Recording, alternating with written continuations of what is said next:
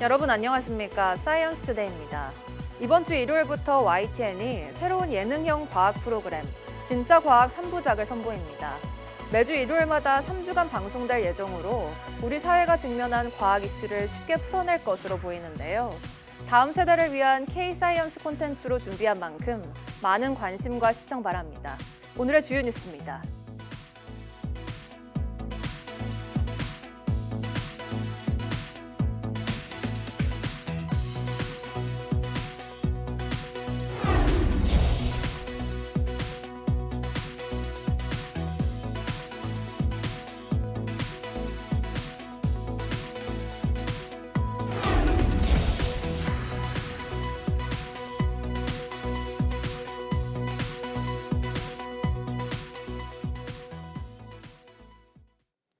오늘도 구름이 많은 가운데 예년보다 온화한 날씨가 이어지겠습니다. 다만 밤부터는 전국에 추위를 부르는 비가 내릴 것으로 보입니다. 기상청은 서해상에서 다가오는 저기압의 영향으로 영동에 최대 70mm, 그 밖의 지역은 최대 40에서 50mm의 비가 예상된다고 밝혔습니다. 비는 내일 오전에 중부부터 점차 그치겠지만 이후에는 기온이 뚝 떨어져 일요일 서울 아침 기온이 8도까지 내려갈 전망입니다. 우주가 점점 더 빠르게 팽창한다는 기존 이론을 뒤집고 오히려 팽창이 느려지고 있다는 연구 결과가 나왔습니다. 연세대 이영욱 교수 연구팀은 우주 팽창을 일정하게 만든다고 알려진 암흑 에너지가 실제로는 점점 줄어드는 성질을 가지는 것으로 나타났다고 밝혔습니다.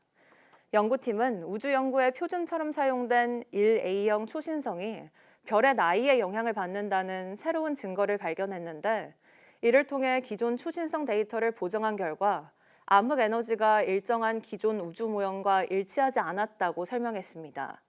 그러면서 점차 줄어드는 암흑 에너지 모델에 훨씬 더 잘 부합했다면서 우주가 가속 팽창에서 오히려 속도가 느려지는 감속 단계로 전환했다고 주장했습니다. 지난 1998년 이후 과학자들은 초신성의 밝기를 이용해 먼 은하까지의 거리를 측정한 결과를 바탕으로 암흑 에너지 때문에 우주가 점점 더 빠르게 팽창하고 있다고 생각해왔습니다. 이번 연구 결과는 국제학술지 영국 왕립천문학회지에 공개됐습니다. 윤영빈 우주항공청장은 최근 사의를 표명한 존 리 우주청 우주항공임무본부장이 당초 1년 근무를 고려했다는 입장에 대해 알지 못했다고 밝혔습니다. 윤 청장은 국회 과학기술정보방송통신위원회 국정감사에서 관련 인사가 적정했는지를 묻는 조인철 더불어민주당 의원의 질의에 우려되는 점이 있었던 것은 사실이라고 생각한다고 말했습니다.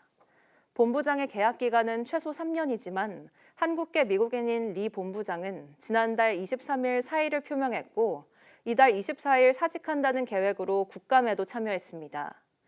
리 본부장은 앞서 원래 1년 근무를 고려했으며 개인적으로 당초 계획했던 목표를 다 달성했다고 생각한다고 입장을 밝힌 바 있습니다. 의약품은 인체에 직접 사용되는 만큼 세균이 없어야 합니다. 하지만 이를 확인하는 무균 시험 검사는 보름 가까이 걸렸는데요. 국내 연구진이 검사 기간을 단 하루로 줄일 수 있는 새로운 시험법을 개발했습니다. 임늘솔 기자입니다. 무균 시험은 환자 치료에 사용되는 의약품 속에 균이 섞여 있는지 확인하는 중요한 절차입니다.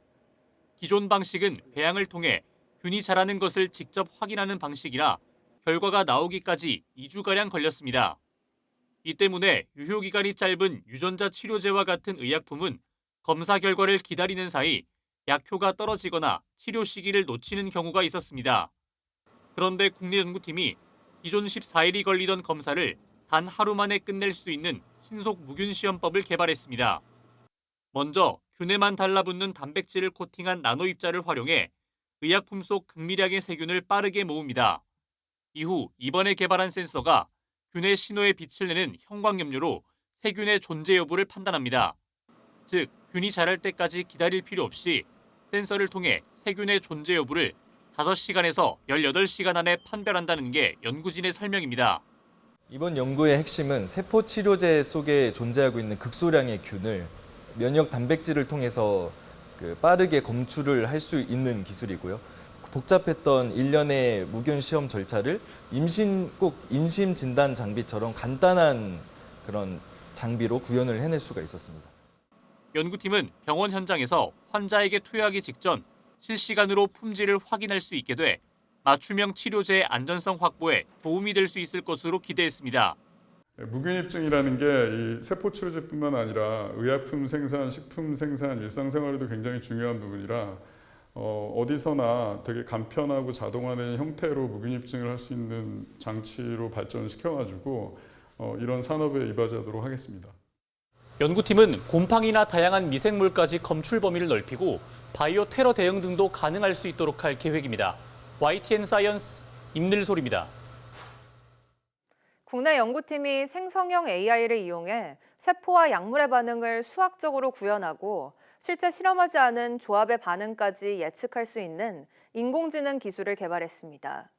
카이스트 바이오 및 뇌공학과 조광현 교수 연구팀은 이미지 생성 AI의 잠재 공간을 응용해 세포의 상태와 약물의 효과를 레고 블록처럼 분해하고 조합하는 방식을 구현했다고 밝혔습니다.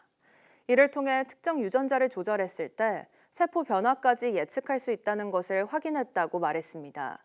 또 실제 데이터를 활용한 검증 실험에서 대장암 세포를 정상세포에 가까운 상태로 되돌릴 수 있는 분자 표적을 AI가 찾아냈으며 세포 실험을 통해 이를 입증했다고 덧붙였습니다. 전국에 인플루엔자 유행주의보가 내려졌습니다. 질병관리청은 독감 환자 숫자가 빠르게 늘어나면서 오늘 0시를 기해 유행주의보를 발령한다고 밝혔습니다. 올해 유행주의보는 지난해에 비해 2달가량 빨리 발령됐는데 지난 2009년 신종플루와 2022-23년 코로나19 발생기를 제외하면 역대 두 번째로 10월에 내려졌습니다. 질병청은 올해 41주 차인 지난 5일부터 11일까지 표본 의료기관의 외래 환자 1000명당 독감 의심 증상 환자가 14.5명으로 이번 절기 유행 기준인 9.1명을 넘어섰다고 설명했습니다. 보건당국은 독감 고위험군인 어린이, 임산부, 만 65세 이상 국민을 대상으로 무료 독감 예방접종 사업을 진행하고 있다며 적극적인 접종을 당부했습니다. 정부가 뇌사자 외에 연명 의료를 중단해 심장사한 경우에도 장기를 기증할 수 있게 하는 방안을 추진합니다. 장기 이식 대기자는 갈수록 느는 반면 뇌사 기증자는 한정적인 불균형을 줄이기 위한 건데 오는 2027년을 제도화 목표로 제시했습니다. 권민석 기자의 보도입니다. 국내 장기 이식은 전적으로 뇌사자에게 의존하고 있습니다.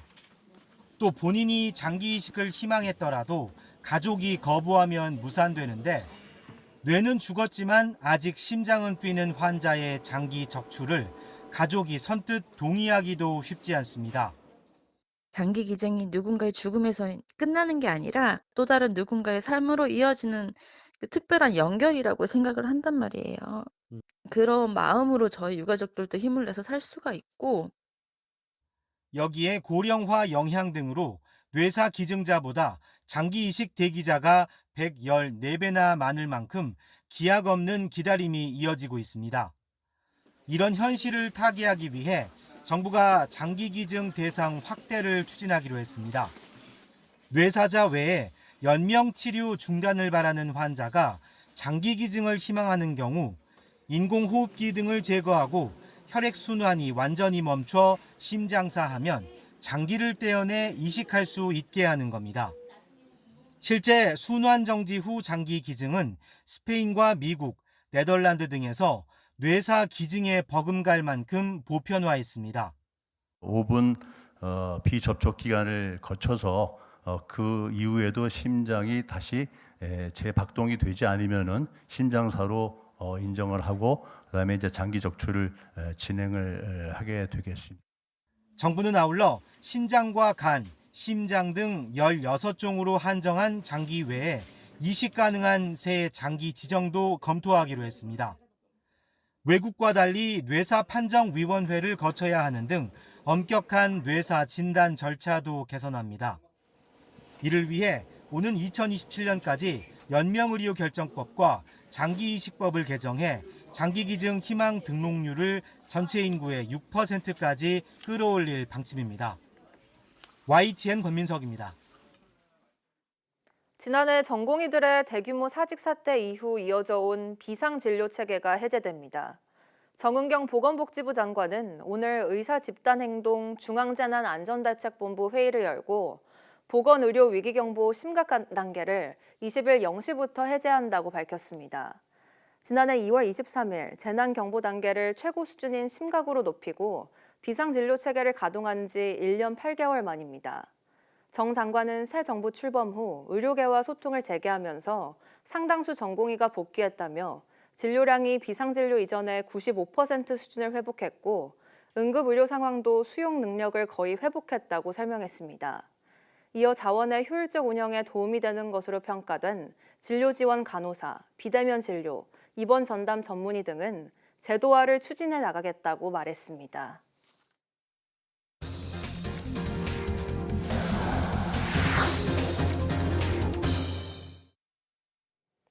KT 무단 소액결제 해킹 사태 당시 KT가 정부 조사를 방해했다는 의혹에 대해 경찰이 내사에 착수했습니다. 경기 남부경찰청 반부패 경제범죄수사대는 경찰청으로부터 해당 의혹 사건 수사 의뢰서를 받고 입건 전 조사에 들어갔다고 밝혔습니다. 앞서 과학기술정보통신부는 KT가 무단 소액결제와 해킹 사태 조사 과정에서 허위 자료를 제출하고 관련 증거 등을 고의로 은폐한 정황이 있다며 지난 2일 경찰에 수사 의뢰했습니다. 경찰은 KT가 실제 정보 조사를 고의로 방해했는지 등 위계에 의한 공무집행 방해 혐의 여부를 들여다볼 방침입니다.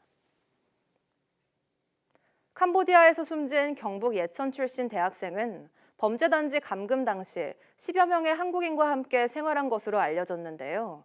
YTN 취재진이 숨진 대학생과 끝까지 함께 있었던 감금 한국인 2명을 만나 당시의 이야기를 들어봤습니다. 김희영 기자가 단독 보도합니다. 동남아 여행을 하던 A씨와 한국에서 배달 대행 일을 하던 B씨가 캄보디아 롱베이에 있는 범죄단지 웬치에서 만난 건 지난 4월입니다. 둘 다 돈을 벌 수 있다는 광고 글을 보고 캄보디아로 입국했다가 감금당했는데 다음 달 함께 보코산 범죄단지로 옮겨져 이름 대신 2호와 3호로 불렸습니다. 그리고 2달 뒤인 지난 7월 30일에 새로운 남성 21호가 왔습니다. 뼈가 다 드러날 정도로 보였고 그다음 온몸에 걷지를 못하고 상처도 나고 며칠 후에 죽을 사람으로 보이겠다. 21호는 캄보디아에서 숨진 대학생 박모 씨로 당시 제대로 걷기도 힘든 상태였습니다. 이전에 갇혀있던 범죄단지에서 뼈가 드러나고 온몸이 멍자국에 자주색으로 보일 정도로 심각한 폭행과 고문을 당했던 겁니다. 박 씨는 여기서 만난 한국인 B 씨에게 자신의 계좌에서 누군가 몰래 5천여만 원을 빼갔는데 이걸 갚지 못했다며 이 때문에 무려 일주일 넘게 고문을 당했다고 하소연했다고 합니다. 7박 8일 동안 밥도 주지 않고 묶어놓고 고문하고 폭행했다고 말했어요.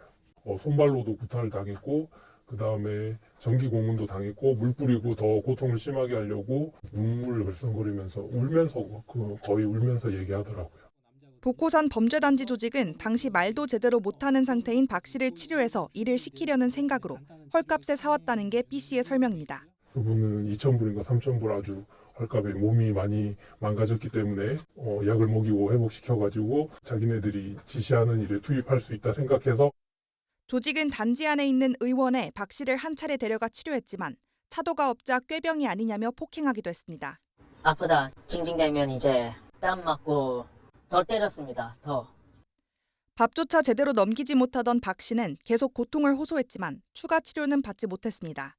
범죄단지에 온 지 일주일쯤 지난 8월 7일 밤 쓰러진 박 씨가 눈도 제대로 뜨지 못하자 그제야 조직원들은 병원으로 옮겼습니다. 눈동자가 뒤로 뒤집어지고 흰자이 보이고 막 숨을 제대로 못 쉬고 이제 몸이 점점 몸에 힘을 못 주니까. 하지만 박 씨는 다음 날 새벽 병원으로 가는 차 안에서 끝내 숨졌습니다.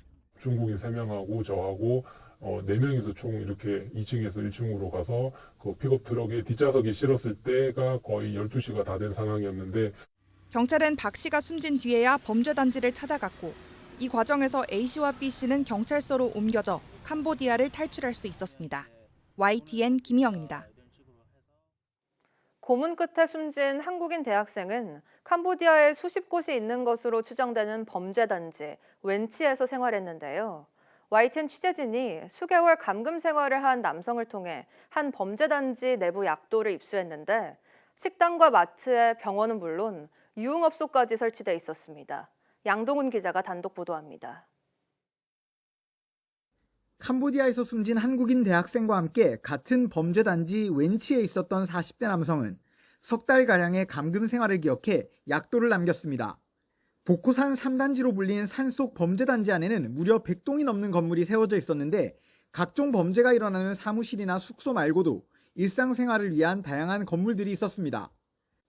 가장 많이 보이는 건 보이스피싱이 이루어지는 사무실이었고 그 주변으로 식료품을 파는 마트와 옷이나 기계 등을 파는 각종 상점이 자리했습니다. 식당은 물론 병원과 약국까지 있어 범죄단지 밖을 나가지 않고도 일상생활이 가능했다고 합니다. 없는 게 없습니다. 그 21호라고 불렸던 청년이 의원 개념, 그냥 간단한 치료 처방만 해주는 의원도 있고요. 범죄 조직원들만 방문할 수 있는 유흥업소도 있었는데 이곳을 탈출한 남성은 심지어 매춘까지 이루어졌다고 기억했습니다. 여기에 마사지 상점과 오락실, 카지노까지 있어 외부를 나가지 않고도 장기간 생활할 수 있었다는 설명입니다. 이 같은 상점 물가는 외부보다 3배에서 5배 정도 비싼 수준으로 중국계 범죄 조직 관리자의 지시가 없이 감금된 이들이 마음대로 방문할 수는 없었습니다. 대상은 이제 중국인 불법 조직원들 대상으로 감금돼 있는 한국 사람은 못 가요. YTN 취재진을 만난 남성은 이런 범죄 단지를 조성하고 관리하는 분업화된 범죄 조직이 별도로 있었다고 말했습니다. 거대한 범죄 단지를 조성해두면 보이스피싱 등 실제 범행을 저지르는 다른 조직들이 돈을 주고 건물을 빌려 입주하는 방식이라는 겁니다. 한 달에 건물 한 개당 15,000달러를 내고 들어온답니다. 돈을 또 지불하면 원하는 인터넷 통신 환경도 다 만들어주고요. 단지를 관리하는 조직들은 마을 전체를 담벼락으로 둘러치고 무장 조직원을 통해 감시했는데 탈출을 시도하다 잡히면 처절한 응징이 이루어졌습니다. 각종 범죄를 위해 만들어진 마을인 범죄단지 웬치는 캄보디아에 적어도 수십 곳이 있는 것으로 알려졌습니다. YTN 양동훈입니다. 캄보디아에서 온라인 사기 범죄에 연루돼 구금 중이던 한국인들의 국내 송환이 본격화되고 있습니다. 캄보디아 경찰이 구금 중인 한국인 59명을 오늘 추방할 거란 외신 보도가 나왔습니다. 박광렬 기자가 보도합니다. 캄보디아 당국이 자국 내 구금된 온라인 사기 범죄 관련 한국인 추방 계획을 밝힌 거로 확인됐습니다. AFP 통신에 따르면 캄보디아 경찰 당국은 성명을 통해 한국 대사관 협조를 받아 한국인 59명을 현지 시각 오늘 본국으로 추방할 예정이라고 밝혔습니다. 추방되는 한국인들은 캄보디아 당국에 구조됐거나 다른 범죄 혐의로 구금된 인물이라고 덧붙였습니다. 앞서 우리 경찰은 캄보디아에 구금된 한국인 범죄 연루자의 조속한 송환을 위한 적극적 협조를 캄보디아 측에 요청했습니다. 구체적인 디테일한 법적 절차에 대해서는 논의 중인 거지 큰 틀에서 송환하고 신속하고 안전하게 송환한다는 데는 의견의 일치를 봤다 이렇게. 다만 경찰은 이번 발표를 두고 우리 경찰 당국과 사전 논의된 부분이 아닌 일방적 발표라는 입장을 전했습니다. 그러면서 현지에서 캄보디아 경찰과의 협의가 이어지고 있다고 설명했습니다. 앞서 정부는 캄보디아에 구금된 한국인 63명 가운데 2명을 국적기를 통해 송환했고 이번 주말까지 전원 송환이 목표라고 밝힌 바 있습니다. 구금 한국인 송환이 본격화되면서 캄보디아에서 범죄 조직에 살해된 채 발견된 한국인 대학생의 유해 송환 절차 등이 빨라질 가능성도 제기됩니다. 정부는 부검과 수사기록 사본 제공 등 우리 법무부가 요청한 형사사법 공조, 또 화장과 유해 송환 등이 최대한 빨리 마무리되도록 해달라고 당부한 상태입니다. YTN 박광렬입니다. 최근 건설업 불황으로 생산 증가세가 약하지만 소비 부진은 개선되고 있다는 국책연구원의 진단이 나왔습니다. 한국개발연구원 KDI는 10월 경제 동향에서 최근 우리 경제는 건설업 위축으로 낮은 생산 증가세가 지속되고 있으나 소비 부진은 완화되는 모습이라고 밝혔습니다. 지난달 건설 투자 부진, 소비 중심의 경기 부진 완화 등의 평가를 그대로 유지한 겁니다. KDI는 미국과 중국 간 갈등 재점화, 높은 대미 관세 등 글로벌 통상 여건 악화는 경기 하방 위험으로 꼽았습니다. 한미 무역 협상을 이끄는 정부 대표단에 이어 국내 주요 그룹 총수들도 미국으로 총출동했습니다. 트럼프 미국 대통령과 이번 주말 만날 것으로 보여 한국과 미국 간 관세 협상 최종 타결에 힘을 보탤지 주목됩니다. 워싱턴에서 신윤정 특파원이 보도합니다. 삼성 이재용, SK 최태원, 현대차 정의선, LG 구강모 등 4대 그룹 회장들이 잇따라 미국으로 총출동했습니다. 현재 시간 18일 트럼프 미국 대통령의 별장으로 알려진 플로리다 마러라고 리조트에서 열리는 골프 회동에 참석하기 위해서입니다. 어려운 저희 경제 현안들이 상당히 많습니다. 열심히 최선을 다해서 우리 경제에 좀 기여가 되도록 열심히 해보겠습니다. 이번 행사는 일본 소프트뱅크 손정희 회장의 초청으로 남아공의 전설적인 골프 선수 게리 플레이어의 90살 생일을 맞아 이뤄진 것으로 전해졌습니다. 손 회장과 소프트뱅크는 오픈 AI, 오라클과 손잡고 미국 전역의 AI 데이터 센터 등을 구축하는 700조 원 규모의 스타게이트 프로젝트를 추진하고 있습니다. 재계 관계자는 한국과 일본, 타이완의 70여 개 기업 회장과 최고 경영자들이 참여한 것으로 안다고 전했습니다. 골프 회동 전날에는 트럼프 대통령 핵심 지지층인 마가 진영의 정치자금 모금 행사도 열릴 것으로 알려졌습니다. 트럼프 대통령은 두 행사 모두 참석할 예정이며 한국, 일본, 타이완 대표 기업 총수 1명씩과 한조를 이뤄 라운딩에 나설 거란 전망도 나옵니다. 4대 기업 모두 미국의 대규모 투자를 약속한 만큼 트럼프 대통령과 대화할 기회는 마련될 것으로 보여 최종 타결 국면에 직면한 정부의 관세 협상을 측면 지원할 것으로 보입니다. 특히 자동차 관세 25% 충격을 정면으로 맞고 있는 현대차 정의선 회장은 더욱 적극적으로 트럼프 대통령 설득에 나설 것으로 전망됩니다. 여기에 한미 조선협력 프로젝트인 마즈가의 주축인 한화그룹 김동관 부회장도 곧 합류해 힘을 보탤 예정입니다. 관세 협상이 타결됐던 지난 7월 말에 이어 2달 반 만에 주요 기업 총수들이 미국에 다시 모이면서 이번 주말까지가 협상 최종 타결의 중대 분수령이 될 전망입니다. 워싱턴에서 YTN 신윤정입니다. 이번 달 말 아시아 태평양 경제협력체 APEC 정상회의가 20년 만에 우리나라에서 열리는데요. 막바지 현장 점검이 이뤄지고 있는 개최지 경주는 손님 맞이 분위기가 한창입니다. 김근우 기자가 현장에 다녀왔습니다. APEC 정상회의에서 21개 회원국 정상들이 손을 맞잡을 경주 화백 컨벤션 센터입니다. 장비를 설치하고 집기를 들여놓는 마무리 작업이 한창입니다. 열띤 취재가 벌어질 미디어 센터와 만찬장 등 주요 시설 공사도 모두 끝났습니다. 거리에는 APEC 개최를 알리는 현수막과 조형물을 배치해 한껏 행사 분위기를 냈습니다. 지자체와 정부는 보다 완성도 높은 행사 운영을 위해 1000개가 넘는 점검 리스트를 만들어 철저한 확인에 들어갔습니다. 각국 대표단 2만여 명이 방문하는 만큼 숙소부터 음식, 수송까지 하나도 빠뜨릴 수 없습니다. 밤에는 150억 원을 들여 개선한 경관 조명과 야간 콘텐츠가 경주를 밝게 비출 예정입니다. 보문호 주변에는 APEC 상징 조형물과 함께 대규모 3D 입체 영상과 레이저빔 쇼도 펼쳐집니다.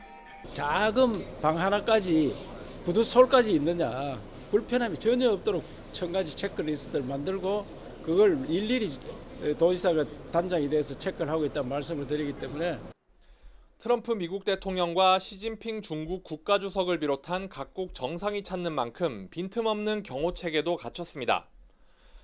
국가정보원과 군, 경찰이 함께 종합상황실을 꾸려 24시간 가동하고 해경은 보문호에 특수기동정을 배치했습니다. 경상북도와 APEC 준비지원단은 각국 정상의 이동 경로나 행사 진행 과정에 문제가 없도록 마지막까지 점검을 이어갈 계획입니다. YTN 김근우입니다. 영화 K-팝 데몬 헌터스와 뮤즈 열풍 속에 올해 국립중앙박물관을 찾은 관람객 수가 처음으로 500만 명을 돌파했습니다.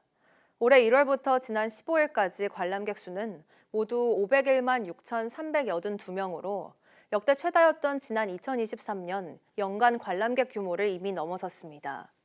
500만 명 돌파는 박물관 80년 역사상 최초로 전 세계 박물관이나 미술관 관람객 규모로 봐도 상위 5위권 수준입니다.